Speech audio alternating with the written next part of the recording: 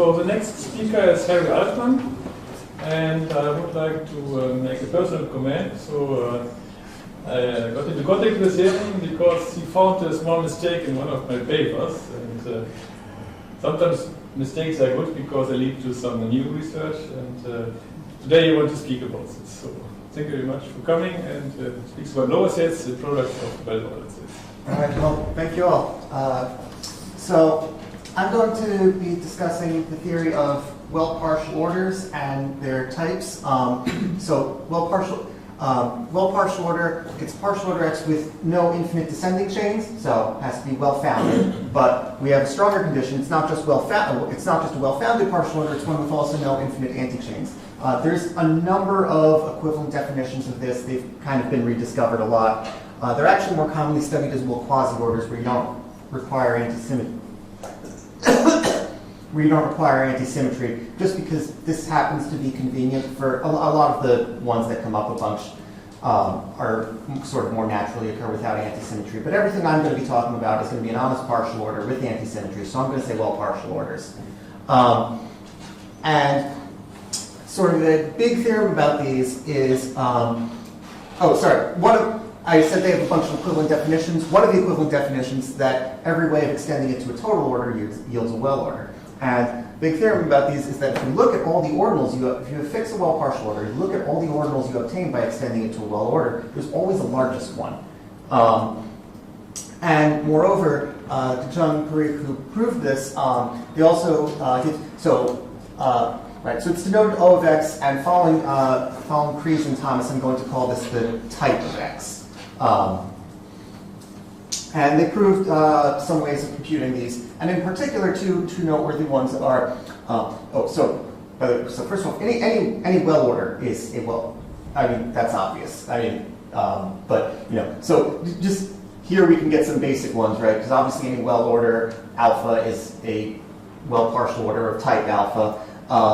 And then we have disjoint unions, we have Cartesian products, and worth noting here, so this is the circle plus and circle times, right? These are not the usual addition and multiplication of ordinals. These are what are known as the natural sum and product, or the Hessenberg sum and product. And these can be defined in these, the theory of types, by the way, has also been rediscovered several times.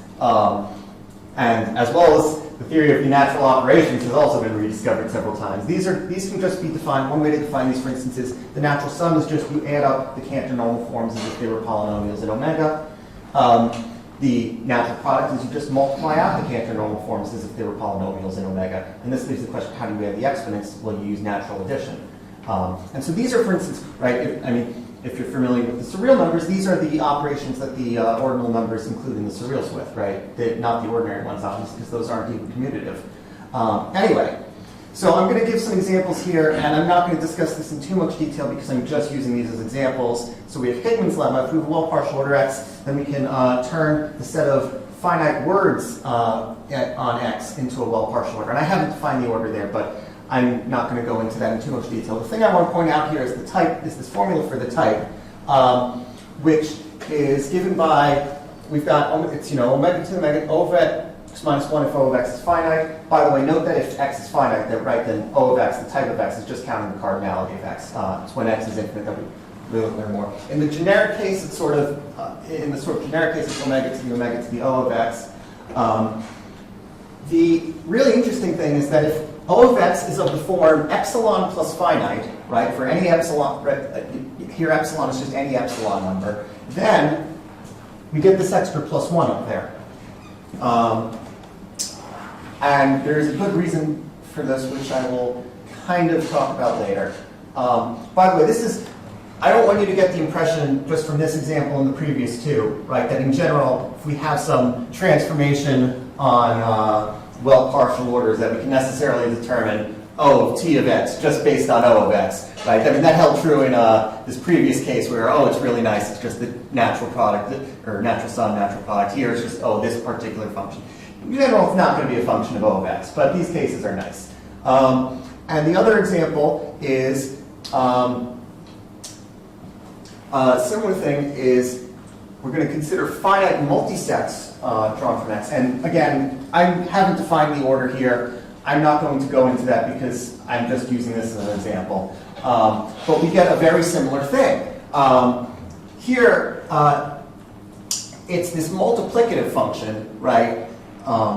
F of alpha, where F, turns natural addition into natural multiplication, and then, if we want to define it, then so we just need to define it for powers of omega, and that will define it for everything else. And here again, we get a similar phenomenon, where in this sort of generic case, it's F of omega to the alpha is omega to the omega to the alpha. But if alpha is of this form of, oh, geez, sorry, that should say if alpha equals epsilon plus finite. I didn't check that, apparently. All right, so anyway, if alpha is of the form epsilon plus finite, then once again we get this plus 1. So we get this epsilon plus finite phenomenon again. By the way, this is kind of, this is a point I haven't really seen mentioned in the literature, so I don't know if this is well appreciated. Weiermann's function f here is nearly exactly the same as the surreal exponential as defined by Harry Dunshore when restricted to ordinals, because of course in general the surreal exponential is for surreals, not just for ordinals. But if you restrict it to ordinals, you get almost exactly this, right? The only difference is that here, f of 1 is omega, whereas of course the exponential of 1 is t, which is not even an ordinal. So those can't match up. But for things with no finite part, it matches up exactly. Anyway, let's get to, so now you've seen some examples of this epsilon plus finite phenomenon. Let me get to what I actually want to talk about, which is lower sets and products of ordinals.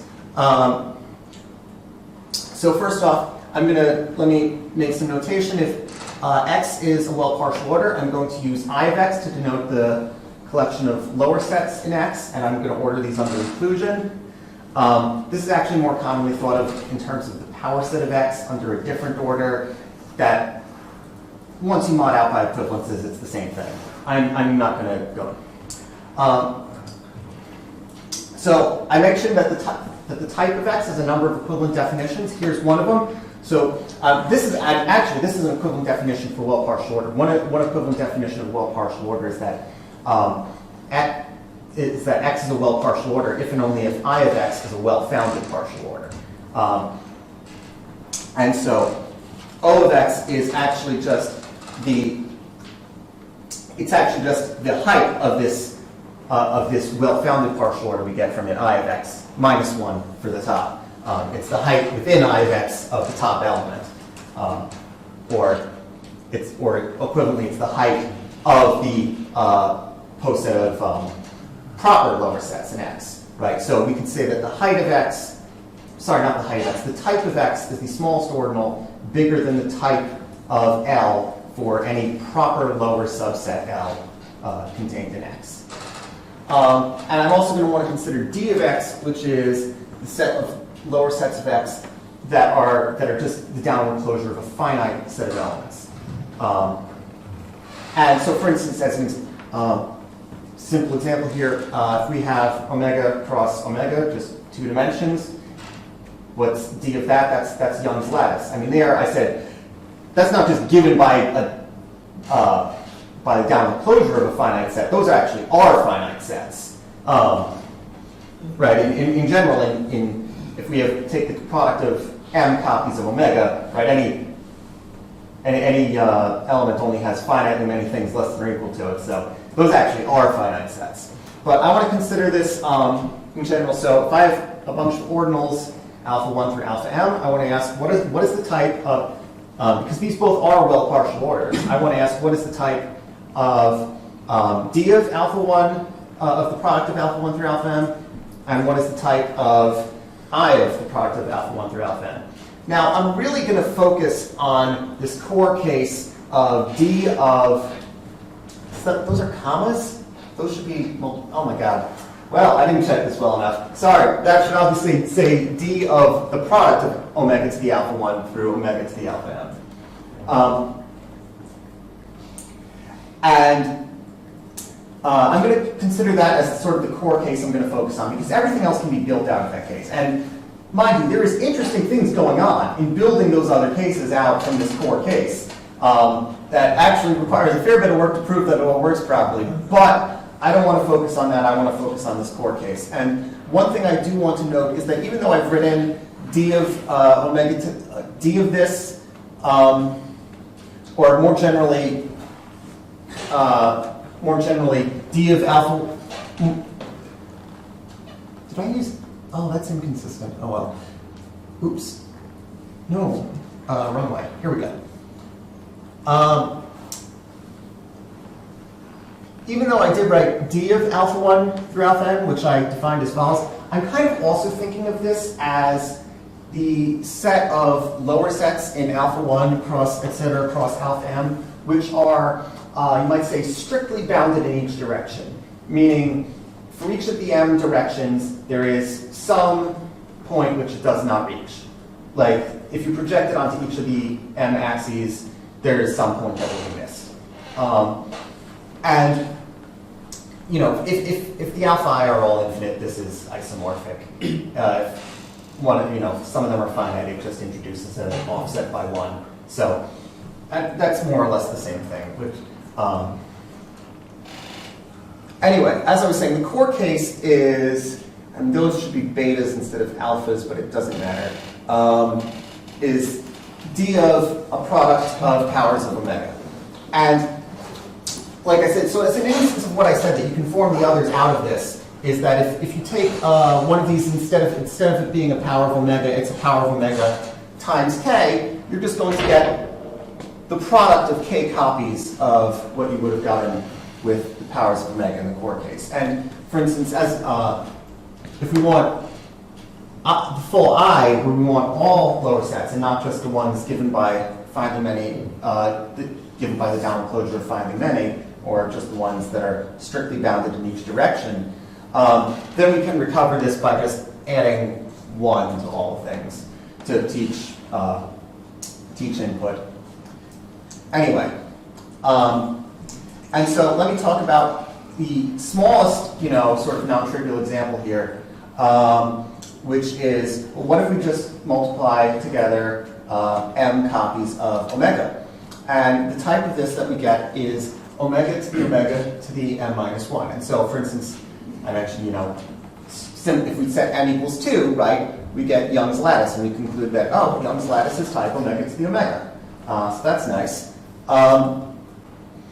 And so there's, now Andreas Weiermann has a proof of this, and I have a proof of this, and I'm going to discuss the latter, and, well, you'll see what. Let's see, I have plenty of time left. Wow. I can actually go through this proof sketch, I guess. So, sketch of the proof is, the lower bound is, right, so we're going to do this, I'm going to just assume this putting together rule that I stated. I mean, in reality, that requires work to prove, but I'm just going to assume that. And the lower bound then, if is just straightforward if we assume that, because if we have n to the m plus 1, well, that contains n to the m times k, and so we get omega, and so that we get that it has to be at least, so because I didn't say this explicitly, but if x embeds in y, then O of x is less than or equal to O of y. So we get that it's at least omega to the m to the k for any k, and so that gets us, or omega to the m minus 1 to the k for any k. And that gets us the lower bound right there. But the hard part is the upper bound, right? And how do we do that? We make use of what I said before, right? That the type of x is the smallest ordinal that is bigger than the type of L for any proper lower subset L of x. And so we pick some proper lower subset of x, and we want to show that O of L is strictly less than omega to the m. And we said L is a proper lower subset, so it excludes some s, some set s, and we can assume s is a rectangle, because regardless, right, s is going to be contained in a rectangle regardless. So we can just enlarge it to a rectangle. And so suppose it's k1 cross, etc., cross km plus 1. Well, now, this means that none of the elements of L can contain this rectangle, because again, L is a lower set. So the rectangle's not in, so neither is anything containing it. But this immediately puts a big restriction on what can appear in L. And so anything in L, if it doesn't contain this rectangle, there must be some dimension in which it does not contain this rectangle. It has to either can't go past K1, or it can't go past K2, or etc. There is some dimension in which it is restricted. So L is contained in this, but now we can use the inductive hypothesis and the putting together rule I mentioned, and the initial two rules about unions, because note that in general, the type of the disjoint union of x and y is the natural sum of the type of x and the type of y. But in general, for a union that might not be disjoint or might have other stuff going on, it'll be less than or equal to. And so once we apply that to this, we get the result. So that's really nice. So now we can compute the type of this. But I don't want to focus on this because I said I want to focus on the core case, not the putting together rule. But let me point out that one particular case of the putting together rule we can also answer what is O of I of n to the n. Because this is a question Aschenbrenner and Pong asked about this, and they got some upper and lower bounds. But if you want the exact answer, here it is. It's this, and we've got a final plus one because I of n to the m obviously has a top element, right, which is all of n to the m. But the rest of it is this product, and this comes from, you're just taking the natural product that should say O of d of n to the c. You're taking the product of O of d of n to the c, the natural product that is, where c ranges over the faces of this cube, other than the corner. And because what's going on there is that if you have one of these lower sets, you can sort of decompose it into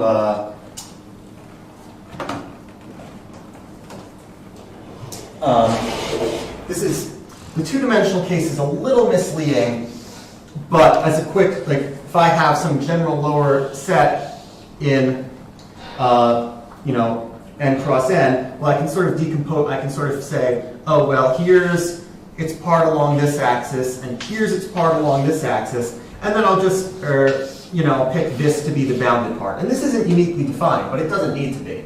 So that's fine. And the two-dimensional case is a little misleading. It can be a bit more complicated than that in general, but that is still roughly what is going on. Anyway, let's get to the general formula for the core case, where we've got beta 1 through beta m are ordinals. And we're going to suppose at least two of them are non-zero, right? Because if all but one of them is 0, right? If we've just got a single omega to the beta, well, lower sets in omega to the omega beta that are given, even without any restriction, right? Proper lower sets in omega to the beta, that just forms omega to the beta, right? So there's nothing more going on there. But if at least two of them are non-zero, then we get this. We either get omega to the natural sum of the beta I, or we get omega to the omega to the natural sum of the beta I minus 1. And this one will only occur in cases where that's defined. And the condition here, it looks a little weird at first. It's if any of the beta I are of this form epsilon plus finite, so we've got that epsilon plus finite phenomenon again, or if at least two of the beta I are infinite. That probably sounds a little out of nowhere right now. But there's a good reason for it. And by the way, I do want to note that this does connect with the formula of Weiermann I mentioned before, because if we have an ordinal alpha, then multisets in alpha is also the same thing as d of alpha cross omega. So this matches up exactly if you put in beta comma 1 as your two inputs here. So let me say more about that. So where on earth does this strange-looking formula come from? Well, it's the solution to a particular recursion. So I'm going to define this function g, which gives, so I'm going to define this to be a I'm going to take this formula and call the function that's giving it g. So g of empty doesn't actually matter. That's not important. I've just kind of picked that arbitrarily. G of beta is, of course, omega to the beta. Right? We know the one-dimensional case is trivial. If we have a 0 in there, we can drop it out. And for n greater than or equal to 2, here's the main recursion, is that g of the beta I has to be strictly bigger than any natural power of the same thing, but with one of the beta I replaced by something smaller. And now you may ask, why on earth do we only require this for n of these 2? I mean, well, for one thing, it's just false for n equals 1. You can see that, right? I mean, we don't get omega to the omega to the something in the one-dimensional case. We just get omega to the beta. But okay, fine. But why does this rule, yes, we know this rule can't kick in the one-dimensional case because that would be inconsistent with what we know. But why doesn't it? And that is something I don't have time to go into here. But if you look at the details of the full general putting together rule, it does explain this change in behavior from one dimension to 2 or more dimensions. Anyway, this solution to this recursion is, of course, exactly what I said before. And I want to note that, as I said, right, if we specialize to 2 dimensions, beta comma 1, then now we're getting exactly Weiermann's function from before. We're getting exactly the surreal exponential from before. And we're not actually just getting the same results. We're actually getting the same defining recursion. So of course it matches up, right? Which are, right, that the exponential of omega to the beta has to be bigger than any natural power of omega to the beta prime, where beta prime is less than beta. And the exponential of omega to the beta has to be bigger than any natural power of beta itself. And as I said, the recursion for Weiermann's f is exactly the same, just with, f of 1 is omega instead of e. So it's actually the same defining recursion. Now, it still might be a little weird that, might seem a little weird that the solution to this particular recursion is that particular function with the strange conditions for not having the -1. But so part of this is just, why is that the solution? Well, part of this is just the same epsilon plus finite phenomenon as before, which I didn't really explain, but now you'll see the explanation.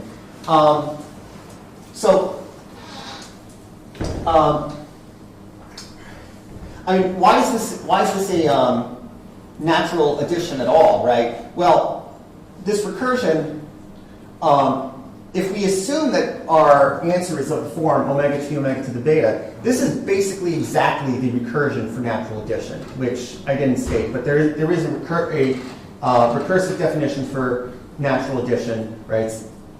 The natural sum of alpha plus beta is the smallest ordinal that is strictly bigger than alpha prime plus beta, where alpha prime is less than alpha, and it's strictly bigger than alpha plus beta prime, where beta prime is less than beta. So this is almost exactly that if you assume that we're dealing with things that form omega to the omega to the beta.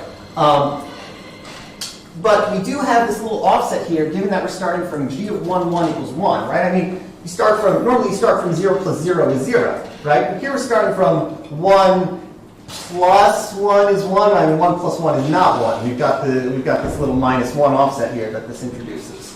And then you go through and you go on to higher things. Now, what happens when we hit a limit ordinal? I mean, most of the time, this second condition here is going to be irrelevant because beta is much smaller than omega, than the exponential of, or did I write beta to the, this should say omega to the beta. It's not going to, the difference is actually not going to matter in the one case, because the one case this is going to come up is when beta is an epsilon number. So this is actually kind of correct, but this should say omega to the beta there. Yes. What is E? E is the real number E. This is right. As I said, E is not an ordinal. I'm confused. Yes, okay. Where was I? Yes, so, anyway, omega to the beta ordinarily is going to be much less than the exponential of omega to the beta. So this second condition is not going to come up, right? Everything is going to be determined by this first condition, and so we're just going to get a nice continuous, function that doesn't, suddenly develop an offset. But when beta is an epsilon number, all of a sudden this second condition becomes relevant, because when beta is an epsilon number, this first condition, when beta is an epsilon number, right? Taking powers of, if beta equals epsilon, taking powers of epsilon is going to get you higher than taking powers of stuff less than epsilon. There's no way around that. So you get this, you get the +1 there. Or here it's not shown as a +1. Here it's shown as getting rid of a -1. And then this persists as you go to epsilon +1, epsilon +2. This persists. But then you get to epsilon plus omega, and it just washes out in the limit, and you go back to having the -1. And so this is exactly the same thing as what's happening with Weiermann's function, as what's happening with the surreal exponential, but in a slightly more general setting. But we can also say, now what if both beta 1 and beta 2 are infinite? And at this point, this offset that we started out with from G11 equals 1, right, that whole -1 that we started out from there, it just washes out in the limit. It goes away. And so once 2 of the beta I are infinite,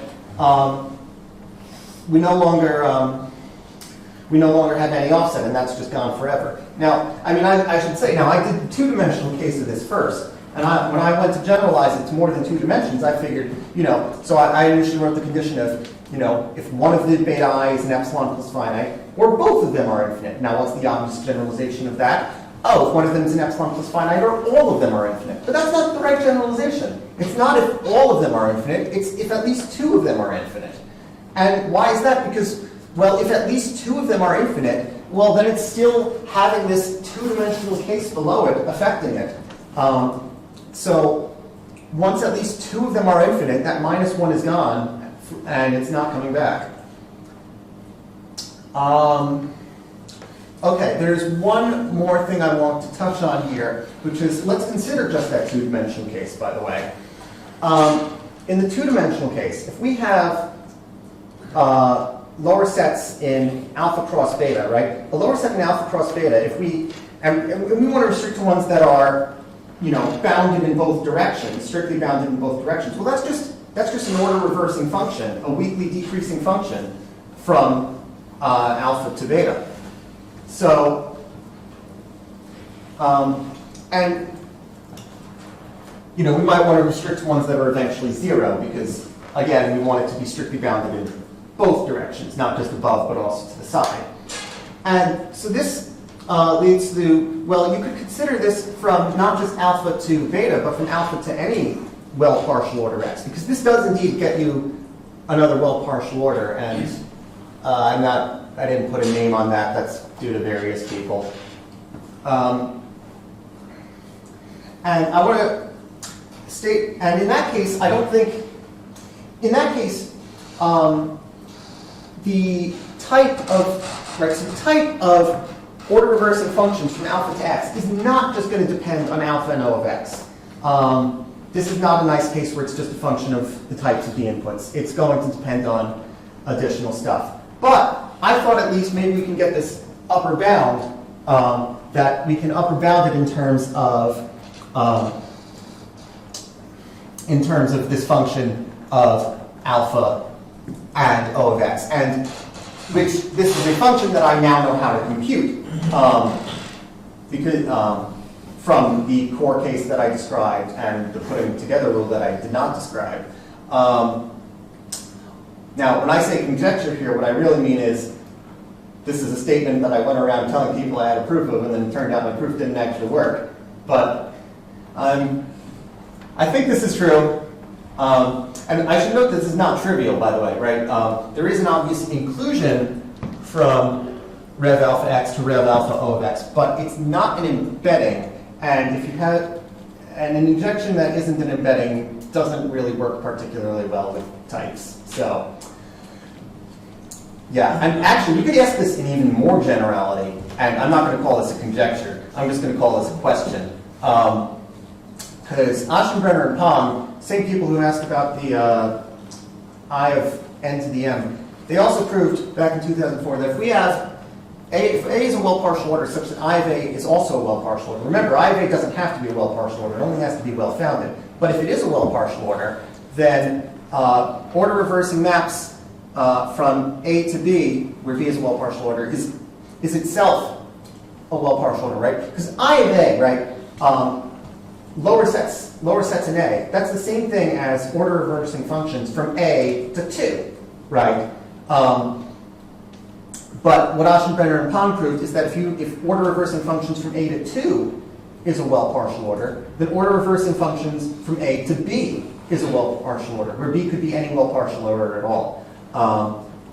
And so we could ask the same question now with alpha replaced by a more general A, which being a well partial order such that I of A is also a well partial order. And I had no idea about this. I'm just sort of throwing this up as a generalization there that I thought I'd ask about.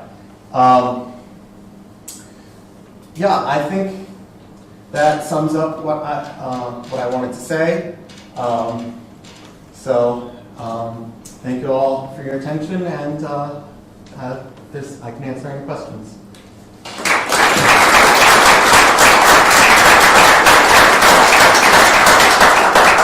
Yeah, thank you very much. Other questions, remarks?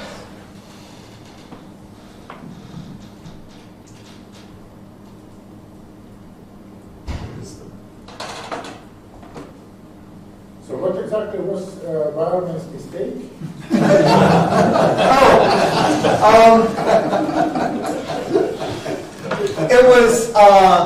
It was in this. In fact, no, it was. Oops. Here we go. It was in this. I found the paper of his where he wrote this. He set up this as a theorem, except instead of saying if alpha is epsilon plus k, he said if alpha is epsilon. And really it has to be epsilon plus finite. But this was fixed in a later paper.